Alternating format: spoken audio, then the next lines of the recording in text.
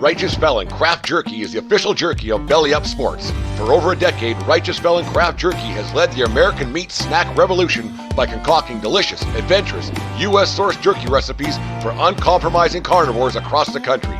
With 15 different flavors to choose from, Righteous Felon has all jerky lovers covered, and by using promo code BELLYUP, you will get 15% off your purchase at righteousfelon.com. Do your taste buds a favor today and rip into a bag of Righteous Felon jerky.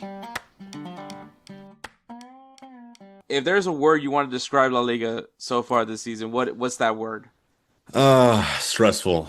Stressful from a number of perspectives, bro. As someone who's a big La Liga fan, I feel like I watch this league more than any league that I do watch. It's crazy that we went from last season being like, I don't want to say golden year for La Liga, but it felt like we were coming back to the good times. Like, you know, the coefficient was leaning our way. We had multiple teams competing and going and progressing throughout European competitions, all of them. And of course, I felt like the best team in the world up to a certain point last year was Spanish. And so like you combine all of that. If you were a La Liga fan, bro, it was amazing. You cross into this season and it feels like the exact fucking opposite. It feels like every team is down bad. You have Prem fans just like dancing on our heads in Europe because Prem teams are beating us, because other teams are pulling off upsets against us in European competitions. And that's Spanish teams across the board.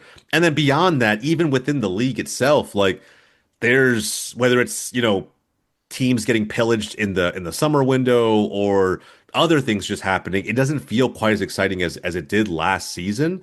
And then me as a Barca fan, bro, the injuries, you know that as a Madrid fan too. It's just like I feel like there's so much negative to bring up in the first half. If you hear me say all of this, you would never guess my team is literally top of the table as we speak. Because it doesn't feel that way. There's so much going on. But yeah, bro. Nonetheless, I'm a diehard, so we're here. I'm ready to talk about it. Yeah, and I mean we'll start things off with the top of the table.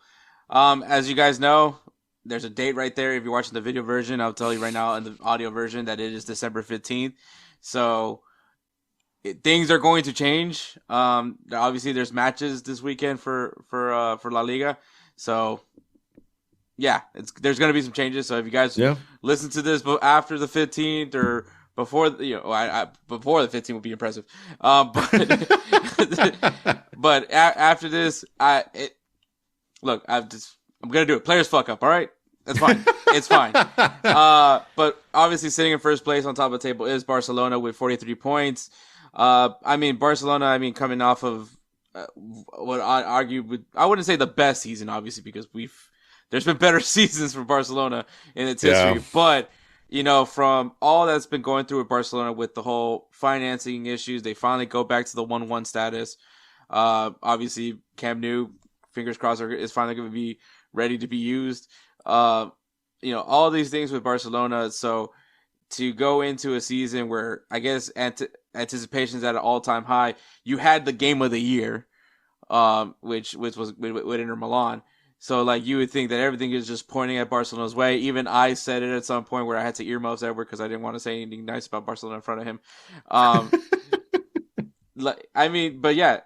And I said it last year, Barcelona was a lot of fun to watch, watching Lamine Yamal. I hate that he plays for the Barca team, but he has been enjoyable to watch. I get to enjoy him when he gets to play for Spain because I don't have to be depressed.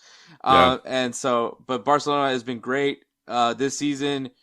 Yeah, the overwhelming is probably the word I would use for this season as a whole for La Liga so far.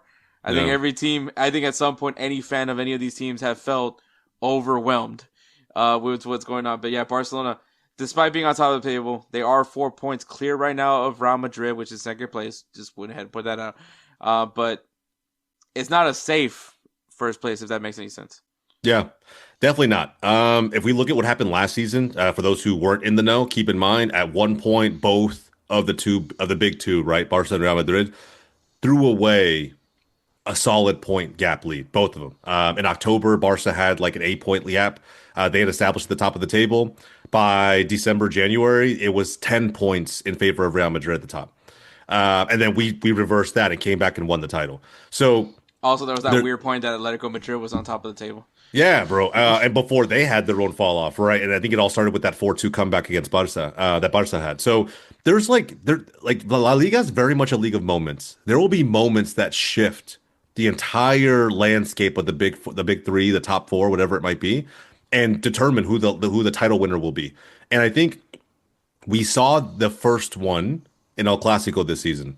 I think when you think about where Barcelona was, where Real Madrid was, there was so much animosity built up between the two teams because of how last year went, right? I think when you lose to your biggest rival 4 games in a row in one season, bro, like bulletin board material is not even a strong enough term. Like it really is like you fucking hate those guys. You hate those guys. And it goes above and beyond anything. It becomes so personal that I expected fully Real Madrid to show up for that game because of not just the animosity, but because of the form Mbappe was in, the new manager at the helm, Real Madrid's clicking at following the Club World Cup. Sure, they exited a little bit earlier than they planned, but they looked like the best La Liga side for the first 2 months of the season. And then we get to El Clasico, and rightfully so, they're the better team and they won. But what's interesting is what happens after that, right? Because I feel like my buddy Andre described it as like 2 ships passing in the night, where it felt like they kind of just started going in the opposite directions. And Barca didn't get on track right away. In fact, they dropped the ball with 2 very big tests since El Clasico. But if you go beyond those, and now Barca being on a 5-game winning streak, Real Madrid being in, I won't say a crisis, but it feels like for who Real Madrid is, a crisis, right? But they have a standard that goes above and beyond almost any other club out there. So it's just interesting what's taken place since then. And from Barca's perspective, the crazy part is statistically, we're not even that far away from where we were last season at this point. I think we had 4 more points or 5 more points than we have now. We had a couple more goals scored and a few goals less conceded. And keep in mind, this team's going to concede goals like fucking crazy. Like if you look at the table today, look at goal differential, I think there isn't a single team in the top 6 who has conceded as many goals as we have. The next team that's conceded more goals than Barcelona is Athletic Club sitting in 7th. Granted, we've outscored everybody by a mile, but it's just one of those things where I think fans get nervous, pundits get nervous, everybody in between when you can't keep goals out of the back of the net, when you can't keep clean sheets. So that concern will always be there. Real Madrid has their own things going on, but bro, this league, we're not anywhere close to being done. There's going to be plenty of peaks and valleys between now and even February, bro. Like the next stretch of games, the festive period for La Liga is going to be massive. And let's not forget, the Supercopa in Saudi is mixed in there in between. So the Madrid derby, Barca Athletic Club, could be an El Clasico final. There's so much that could shift the tide very, very quickly over the next couple months. You bring up Barcelona's I guess defensive, as far as a top team goes, struggles. But how do you feel about essentially living and dying by the high line? I think it's who we are, and I don't have a problem with it. I think my problem comes with fans who have the most unrealistic expectations of what that means. Because if you look at any Hansi Flick team, could have been the German national team where many of his systems failed, and it could have been the Bayern Munich side where in the first season it was amazing, the second season they dropped off, but they still won trophies. It puts a lot of physical labor and pressure on his teams to play this ridiculous version of entertaining football. But if Hansi lives and dies by this, so will I.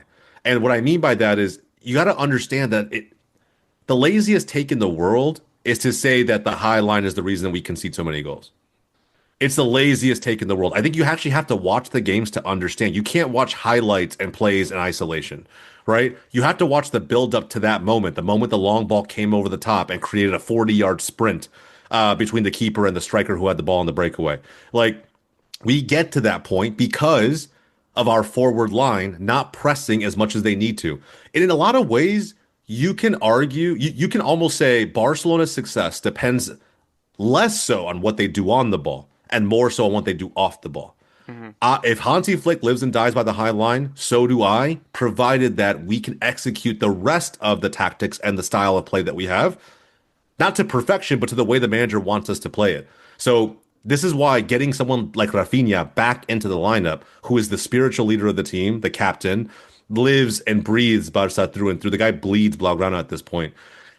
He needs to be there so that he can rally the troops, so that he can demand more of the front line when they just decide, when Rashford decides, or Lamine Yamal decides, or Fermin decides to stop pressuring because their legs are a little bit run down and they want to save themselves for the next play when they get the ball. No, man.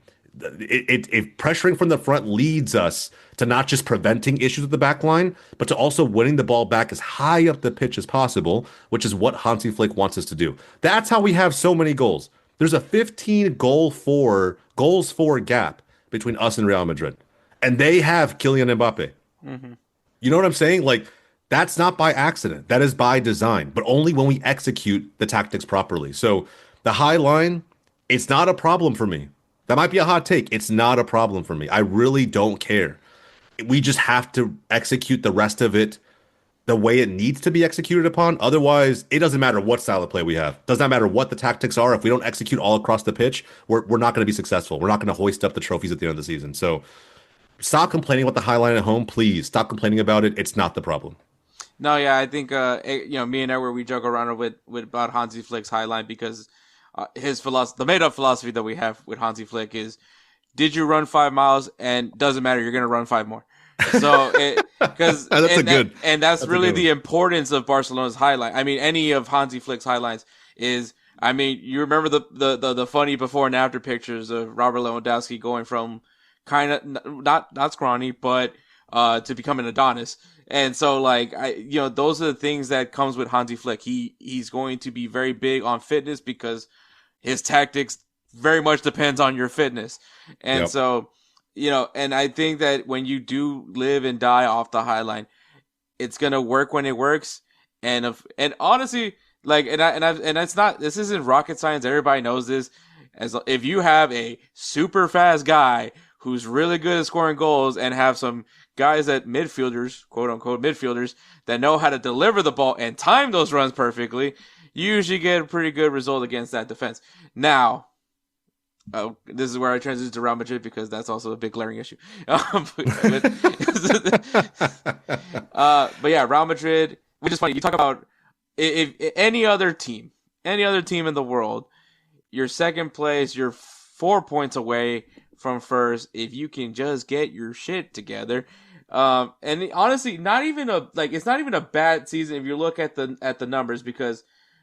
16 goals allowed, very good defensively, not the best defense, but very good defensively, and scored 34 points, which is, almost half of it is Mbappe's.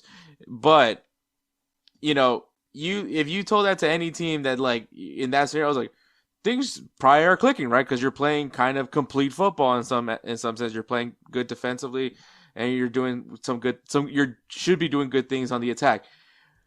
You're not. Apparently you're not, because every fucking game I have to see, sorry for cussing, Kelsey.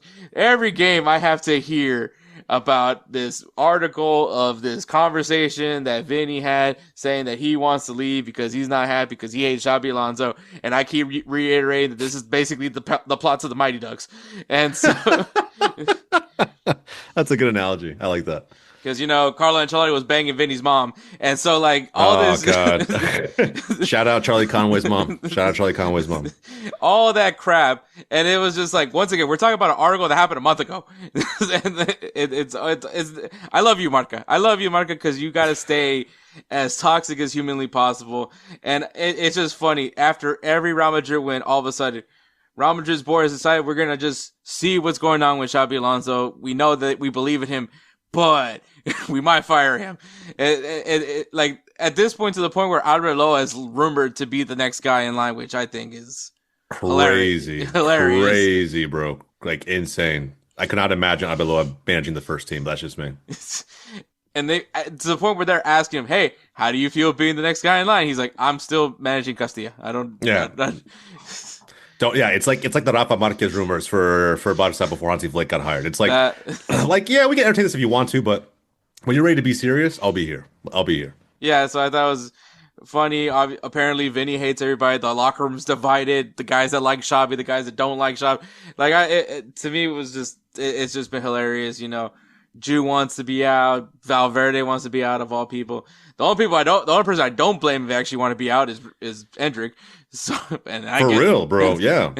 I mean, like Real Madrid, bro, it's the crazy part about all this too is that like it can instantly flip. Instantly. Like, yes, you have all of these issues, right, that you just laid out for all of us, but at the same time, Real Madrid has such good talent on paper that it takes one insane performance from the team to just probably flip this around. I always say Real Madrid's the one club in the world that is not measured by progress. They are only measured by trophies. That's it. It is the only thing that matters. So when you think about that, let's say they lose La Liga.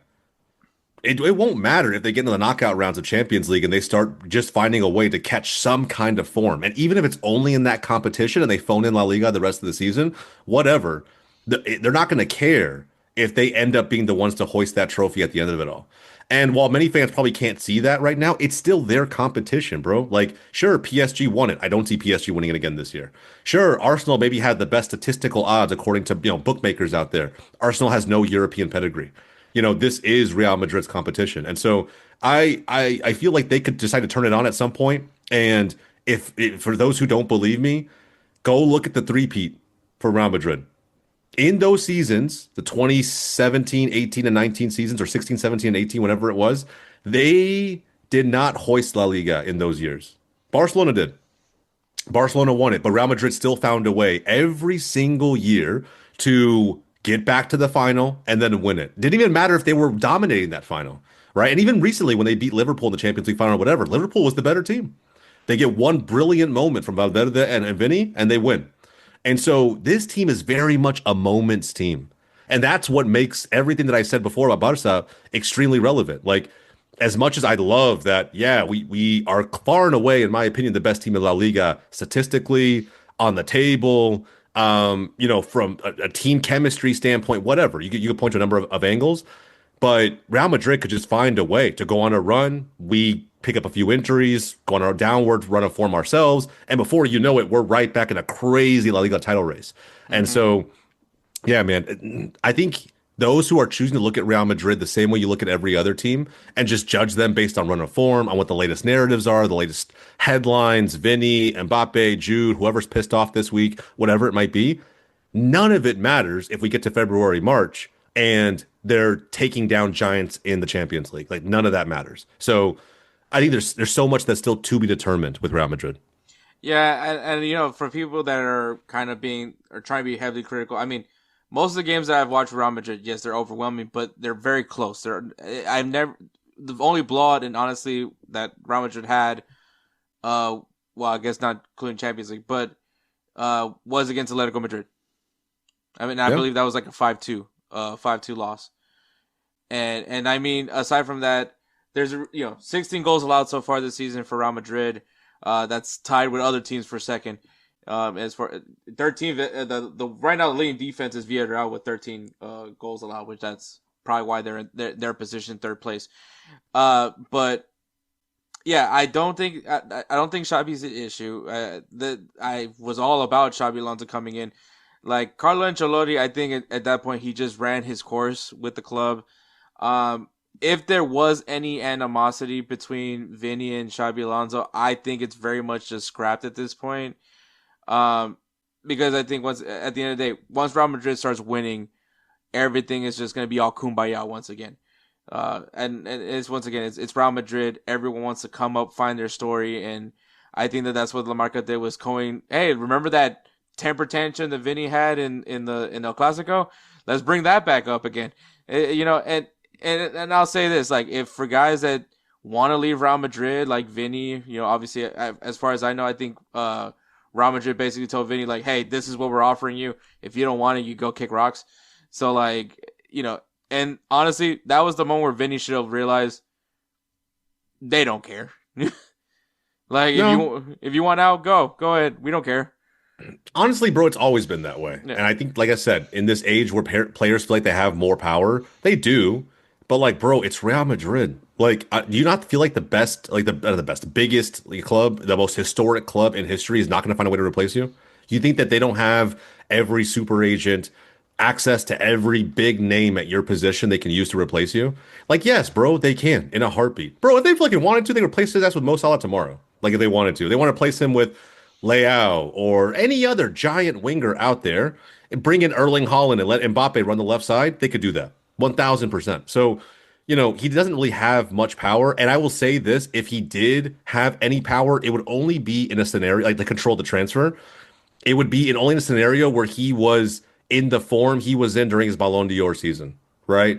His Ballon d'Or campaign when he got runner up. I think that since then we have not seen Vinny show up and at least get back to that form.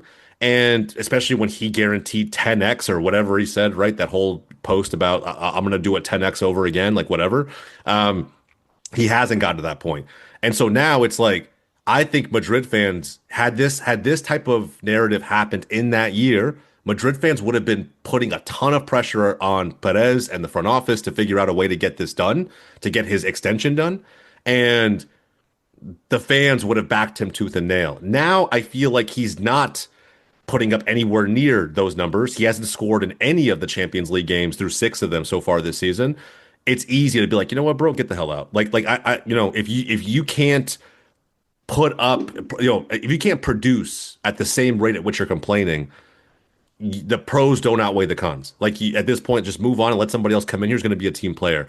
And who knows, man, this could be start of a massive shift because at some point they're going to have to choose between Xabi Alonso and Vinny. Vinny's a very much a power rest with the players type of personality. His personality needs to be massaged pretty frequently. Xabi Alonso's not that guy.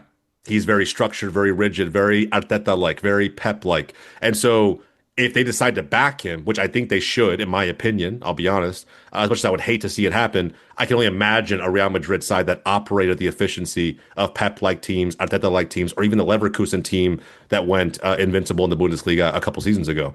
So you're getting the players that buy into a system like that, that would be a scary version of Real Madrid.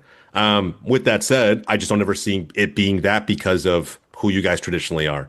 And so if you choose to move on from Xabi Alonso, it'd be interesting. Keep in mind, I think points per game, he's beating Ancelotti. I think points per game, he's tied with Zidane's best ever season at Real Madrid. So for those who are saying, dude, we're in crisis, Xabi Alonso, even if that is true, he's still outperforming what you guys knew Carlo Ancelotti to be as a manager last season. Yeah, and I mean, it kind of like, and going to D3 of the Mighty Ducks, you have a coach that emphasizes defense. And I think that Real Madrid, this is a more defensive Real Madrid. But it's not like the attack is like getting hurt by it. They're still having their moments and they're still providing. Shoot, Rodrigo had his moment in the last match against, I think it was Alaves. So, I mean, like, the attack is things are going to come up. Like, it's going to work out. I think health right now is kind of being a son of a bitch right now. And also just stupid red cards that happened in a certain game I don't want to talk about. Because that was God. that might have been one of the most epic hate watches I've had in a while. That was insane. Yeah, I mean, for any Barca fan, I'm sure you guys enjoyed the third. Especially that whatever the fuck that last goal was. Sorry for cussing Kelsey. Celta de Vigo, man. It was great to watch another team trip up over that club because it's typically Barca have more seasons than not. Yeah, I mean, that I always tell people that Celta Vigo's a son of a bitch. I will say that. But yeah, Real Madrid, I think they'll be fine. I think Xabi Alonso, like I said, all these rumors are just, like, to me, are just fake, to quote Donald Trump, fake news. So I mean, I'm used to it as a Madrista. I've heard every rumor. I've heard how Carlo Ancelotti wants to be out, blah, blah, blah. Yeah, even with Carlo Ancelotti, there was rumors of him getting fired. This isn't news to me. This is just another day at Real Madrid being the club that gets all the pressure for it. So, and if you guys want to say anything, you can thank Fat Ronaldo for making me a fan of this team because that's the reason why I support this club. It wasn't for that guy. It wasn't for that guy. Who knows what I would have been supporting? Hey, bro. I mean, who knows, bro? You could have been you could have been a Barca fan, bro. Who knows? But either way, man, I fully expect Real Madrid to bounce back. I think they'll make this a crazy La Liga title race, but like I said, even if they don't, there's just so much else they can do, and it would throw everybody for a complete loop, especially those who don't watch La Liga week in and week out. Yeah, definitely. And then we gotta talk about this. Villarreal, third place, 35 points, won their last 5 games, kind of on the same pace as Barcelona. This weekend's gonna be really interesting because they are going against Barcelona in the game that was supposed to be in Miami. Yep. But it's a really interesting team with Villarreal. Very good defensively. Maybe not the sexiest team when it comes to goal scoring. They do have 31 goals to add to the list, but very defensively. That's what Villarreal is going to be. Do you see any point Villarreal maybe someone finds that chink in the armor and kind of exposes them? Yeah, I mean, Villarreal's been a pretty good team in the Liga for a few seasons now. They did a lot of business in the summer, and it's probably the case for the last 2 seasons in a row. Even after moving on guys like Yeremy Pino to the Premier League, and I think he's doing very well at Crystal Palace. I expected Villarreal to contend. I really did. I think some of the players who have stepped up though have really surprised me. This team has a ton of firepower. The issue with Villarreal are the big games. That really is. You look at Champions League, you look at anything else, man. The fact that they're going down to the likes of, I think they lost to, it was either Karabag or Copenhagen. I mean, there were Bafos even mixed in there, gave them a game. There's just some of these, like, what most fans consider to be minnows of European competitions, giving them a real run for their money in those competitions. Where in La Liga, they tend to just, like, have this strong sense of comfortability and are not scared of any big team. Not to mention La Ceramica, where they play at home, is one of the most hostile places to play. So talking about the Barcelona game this coming weekend, it's going to be a tough one. And keep in mind, bro, last year we lost to Villarreal. I want to say it was we traded points away from home. So they beat us at, thank God we're not playing at the Montjuic anymore. They beat us at the Montjuic and we beat them at La Ceramica. Pretty convincingly too. Like it was like fucking 4 or 5-1, something like that. So, this game's going to be insane. But I still think they are going to lock in the third spot. I think right now, Athletic Club, both of those teams are down horrendous right now. And I feel like in their own right, I mean, like context is super important. So when you look at this team, what they're capable of being, I think Jose Perez is not what he was last season. I mean, to be fair, he was never going to reproduce those numbers. The guy was a freak last season at 31 years old. You look at dude, I mean, for those who love CONCACAF, Tejan Buchanan, I never saw him being successful at Villarreal. I'll be honest. Like when he moved from Inter, I was like, this must have been like a market opportunity because I don't even know what they really saw, but he stepped up in a big way. Bro, Nico Pepe, I mean, if we're talking, if I talk to have this conversation with Jack from Deadball TV, I mean, this guy loves Nico Pepe. And, I see why. I mean, for considering he was a free transfer at the end of it all, he's someone that has been so worth every cent they paid him since he signed for Villarreal. So they have pieces, bro, pieces that should scare anybody. And they'll have a lot to throw at Barca and Real Madrid again whenever they play them. All that's going to be at play. But I still think when it all shakes out, they're still going to end up third behind either Real Madrid or Barca, depending on who finishes first, who finishes second. Yeah, man. Yeah, shout out to Nico Pepe and his beloved girlfriend Tiana Trump.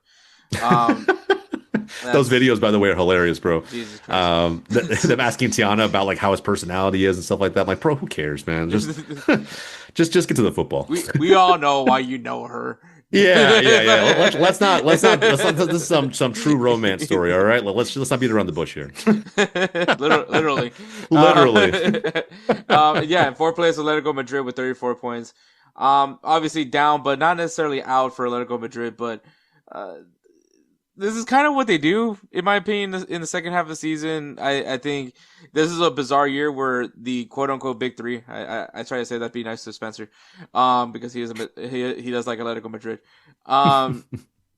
This is a year where you have Real Madrid beating Barcelona beating Atletico Madrid, and then Atletico Madrid beat Real Madrid, and that just tells you that beating each other does not do anything, because it doesn't really matter where they stand, because like I said, La Liga has like a bunch of teams here that just love to ruin your season. Celta Vigo, prime example. So like it's never. Speaking of a team that likes to ruin our seasons, fifth place Espanyol in that Europa League spot with 30 points. Crazy. You poached their guy. Yeah, we did, and I did not think they would backfill him. And they did, bro. It's crazy that Dimitrovic has come in and been like a fucking revolution over there, like a revelation over there. I feel like I was saying this last season about Espanyol, and they've always been like this tough team to break down. If anybody remembers the Catalan derby last season, Barcelona barely won. Craziest environment ever. There was like a scenario where like outside the stadium before the game, a fan was getting mauled, a Barca fan was getting mauled in their car, and they just like completely took off, started running over people. Um, so like that environment around the game was super tense. We took their best player, right? Their keeper, generational talent in my opinion. And bro, they backfilled like he was nothing. Dimitrovic was, I think he was playing for, was it? No, It wasn't Levante. Levante. No, because Levante got promoted. It was, dude, why am I going blank on this now? I'll have to come back and find it. But Dimitrovic was someone that I think amongst like the bottom feeders of La Liga was like my standout keeper. I think last season he was a top three keeper in my opinion. Just had a shit defense in front of him and they couldn't, he made every save he possibly could, but at the end of it, it didn't really matter when it was all said and done. The team just wasn't good enough. And you look at what he's doing now with Espanyol. I'm not going to say him alone or keep him in games. You have Prado doing work over there. It's just crazy how like Espanyol was able to build off last season while losing arguably their most important piece. So Barca has Espanyol coming up very soon. That will be a very telling game about Espanyol's ambitions for Europe. No, yeah, for sure. I think it's gonna be interesting. I think as far as like January transfer window goes, I would like to see what Espanyol does, just because like. Leganes, that was the team. Oh, okay, yeah. Yeah. Obviously they're relegated. They're relegated now. Yeah, bro. I mean, the Serbian has been massive for them, bro. So, like, I think with Espanyol, it's just, I don't know how long they can keep this up, right? It feels like Sunderland in the Prem. Like, how long can they do it? And bro, and trust me, I don't want Espanyol to, as cool as it is to see teams make the league really competitive, this is not the team I want to see do it, man. I mean, outside of Madrid, this is the next team I probably hate the most in La Liga. Espanyol and everybody else. I think you have a fair point with Espanyol because 16 goals allowed, obviously tied second with a shit ton of teams for that in that aspect. Only 20 goals scored. They're not really scoring like with a team that you would argue would be contending for a Champions League spot. Do they go into the January transfer window and go find themselves more power on that attack side? Who knows? Maybe that's where they go look at come January, especially if they're hoping, because especially if you're a team that maybe some people would argue have no business being in where they are. This is kind of that time where like, all right, we need to take advantage of this opportunity. This is the time to go and spend on a home run hitter, maybe two or three guys, especially on the attacking side, that can really take this team over the top. Because like you said, the momentum could fall off at any point. Yeah. So if you're Espanyol, you gotta throw some more wood in that fire. So I think that's a really interesting thing to go to. Also in the Europa Conference is Real Betis in sixth place with 25 points. I will say, I think surprisingly enough, like the league table is still kind of fairly open in all regions. Maybe not the top side because when we were looking at the other leagues, I don't even think there's many teams that have this many amount of points already. When you're talking about on the Champions League side, yeah. So I think that's really important to mention. But I think 17th to 6th place, they're still very open. Real Betis, I could see them kind of start improving and maybe jump into that Europa League spot as well. So I think that's also something to point out. But you had said Athletic Club Bilbao. Is there anything you want to say about Athletic Club Bilbao, by the way, that you want to add? I think they're just like the fall off they're experiencing this season is crazy. I think not just like as a team. I look at the defense too, and that they've also dropped off significantly. Especially when you look at some of the guys they have back there, bro. Like Dani Vivian is a monster. I would take him at Barcelona like tomorrow, 1000%. But I think individual talents have dropped off significantly. I think Nico Williams, after that whole 2 years in a row Barca saga, not being able to live up to all the hype that was generated during that, he's dropped off noticeably. But even like their top scorer, Sunset from last season, bro, it's like, I know he's a 10, he's a cam, he's not necessarily your tried and true goal scorer, but when you pump in that many goals, what was it, like 15, 16 last year? Like the fact that he can't even sniff anywhere close to good goal scoring form from his perspective, that's insane to me. And Yaki getting injured in and out. Berenguer can't, bro. He sometimes can't even find the side netting if he wanted to. So some of their attacking pieces have just dropped off in a way that I'm like, bro, what happened? It's one thing to, again, not be relevant in Europe. I didn't expect much in the Champions League this season, but to lose some of the games they're losing in La Liga is pretty eye-opening. So I expect them to bounce back, but if they don't, that equally wouldn't be the most surprising thing in the world. Yeah, I mean, 15 goals scored, 22 goals allowed, -7 goal differential, and you're talking about a team that has two guys that are featured in the Spanish national team at the center back position. That's a Hey, maybe Sergio Ramos can get into the Spanish national team.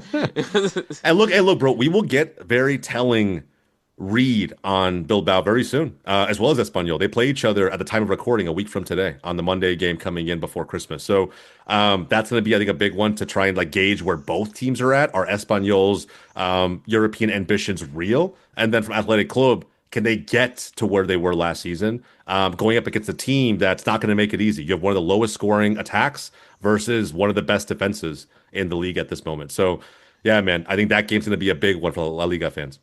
Yeah, definitely. And then on the relegation side, we got 18 players Girona with 15 points. Also, they're not the only team with 15 points. I mean, you have Osasuna and Valencia as well, and Real Sociedad with 16 points. So they're not that far away as far as getting that relegation spot. But Girona currently, I don't know, man. So you throw some players their way, I guess. I don't really know what to tell you. Yeah, they won't. They've actually taken players from Girona in the last window. So, bro, they treat them like they're I don't know, just like a dumpster they can just pull resources from whenever they need to and not invest anything back into. But you know what's crazy is that Girona I don't know, man. They may find a way to stay in, which would be the craziest scenario considering, bro, I had them at the preseason as my bottom of the table pick. They were there because of not only zero investment in the window. I think they added one or two pieces, like Unahi, for example, who came in on a fantastic deal, almost a free. But outside of that, bro, they've had resources plucked from them. They haven't recovered from losing their three best players in that one season a couple of years ago where they finished third in the table. And if they were to stave off relegation, Michel as a manager, needs to get his flowers, bro, because there's only so much you can do with no investment. Exactly. 19 place is everyone's favorite FIFA career mode rebuild team, Real Oviedo, with 10 points. Bro. I had to cheer for Oviedo Cazorla at the end of the day. It's a great feel-good story. But let's be real, bro. They're getting relegated. It is what it is. They're not scoring anywhere near the amount of goals that they need to be competitive in this league. And what I will say is that they'll still give teams a run for their money in games. Don't get me wrong. They'll make it super competitive, but they just won't be threatening enough to get those games over the line. Bro, you look at their goals for, it's terrible. How they're actually not in the bottom spot is amazing to me because Levante has significantly a better attack than Real Oviedo. Yeah, I would definitely say that. But unfortunately, right now, once again, it is December 15th. Levante has a game in hand, so that could change. It could change. It could change. Honestly change. But Levante right now is currently in that last spot with 9 points. Yeah, I mean, I wasn't shocked as far as that goes with some of the teams here that did. I believe Levante and Real Oviedo were the two of the three teams that did get promoted this year. It's just what happens in this league. I'm sure if you're Real Oviedo, you really wish you could get that financial takeover right now. Yeah, bro. Yeah, no lie, bro. No lies detected. But looking at the rest of the table, is there a team that you're keep an eye on this team? They're either they're gonna jump up a few spots. I think the team that I would keep an eye on probably more than anybody is, man, at the top end. So there's two teams, probably one on each side. On the top end, I think it's probably going to end up being, I want to say Celta. The issue with Celta is that they have games like they did against Real Madrid where things just go right for them. Some controversial calls go their way, and they seemingly step up. They're also a very difficult team to play at home. But after qualifying for Europe, this team has been also very flat and very mixed in terms of consistency. So I say watch out for them depending on what they might decide to try and do in the window. And when I say the window, they may try and go after some players abroad that are no names that have made maybe some waves in their respective domestic leagues, but it's still going to be a jump up for them to compete in La Liga. So I think Celta should be trying to do more. And I think with what they accomplished last season, they're the ones that probably have the biggest fire lit under them to go out and try and do something to be better than the eighth place team we all know they usually are most seasons. On the back end, though, I think there'll be some shifts in the relegation zone. I actually think Girona could get out. I don't see Valencia dropping in. They always find a way to just like climb up the table in the second half. Osasuna, to me, are a massive concern. I think they're one of the lowest scoring teams. If you put Oviedo aside, they're one of the lowest scoring teams in La Liga.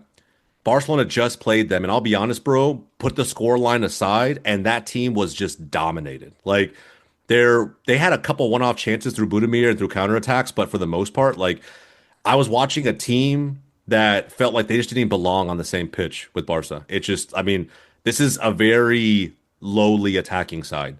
And if they don't find a way to start creating more opportunities, bro, I don't know how they have to do it. But something has to change with this team where I can see them falling in. They're tied with Girona on points at the moment. And it's either going to be them or we're going to see a shock relegation candidate in Real Sociedad. Like Sociedad, bro, has been on a downward trajectory for like 3 seasons in a row now. I'm waiting at some point for Kubo to move on. Merino's moved on, Odegaard's moved on, Zubamendi's moved on. Like I'm waiting for guys like Kubo, Bryce Mendez, other guys to just be like, you know what? I'm done with this shit. I'm out. They've already gone away from their manager in Awasil, who I thought was just like the San Sebastian guy through and through. He was Real Sociedad through and through. He's now out of there. I feel like they have no identity to who they are. It's typically a big game that we have coming up against this team, Barca, that we have in a few weeks. I'll be honest, bro, I'm not even fucking scared. Like, I normally would be scared to go to San Sebastian and try to get a result. I'm not feeling that whatsoever. So, I don't know, man. This team is a shell of what they used to be. Twice as many losses, wins. I would not be shocked if we get to, like, March and they're sitting there in 18th. Yeah, I'm sure Arsenal would love to grab some guys from over there. Hey, bro, listen. I'm okay. Bring me Kubo. Bring me fucking. I mean, Bryce Mendes wouldn't be a bad depth option either. But Sabal, fuck it. Like I think at the end of the day, they're gonna get dismantled if we get to like March or April, or even let's say they get to the end of the season, they get relegated. That team's never coming back. It's gonna feel like Malaga from the 2000s. That's it. It was just a cool story. Going into that, talking about that January transfer window, by the way, is there a specific guy that you're like, if any of these teams in La Liga gets them, it's gonna to quote skills, the world's watching, the world's waiting, get ready, like whatever he says. Yeah, bro. Look, man, I think once upon a time that guy was Nico Williams, and then we were kind of waiting for for who he was going to end up going to. It could have been Barca, it could have been somebody else. I think in the January window, La Liga teams, like they traditionally do, will not move. Many of these teams don't spend even in the biggest summer windows anyway. I think there are players that we could see move on even after January. I think the big name that everyone's kind of watching and throwing out there right now. So it's this one team in general, Atleti, who's probably going to have some movement both in January and the summer. I think the one player that probably moves on from them is probably going to be Sorloth.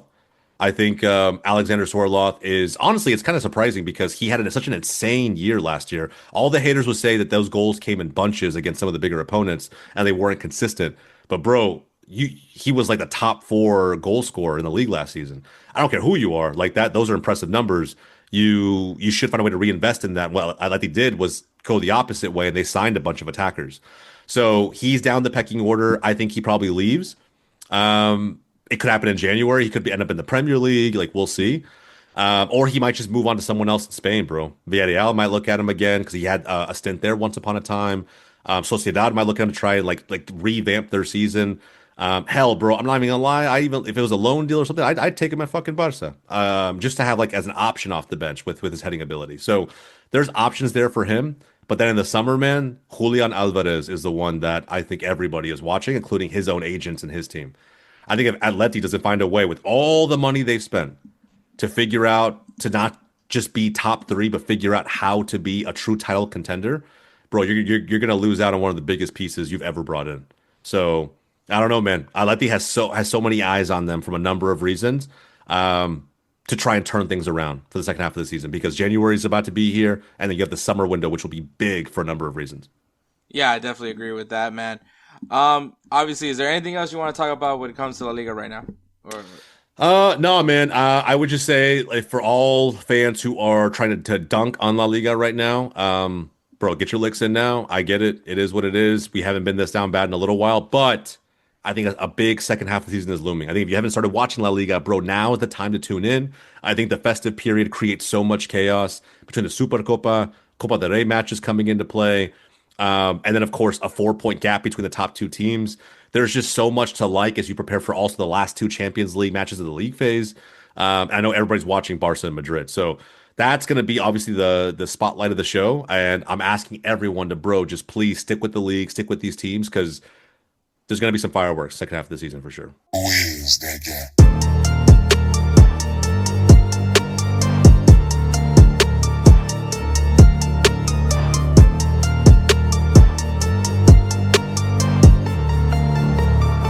I don't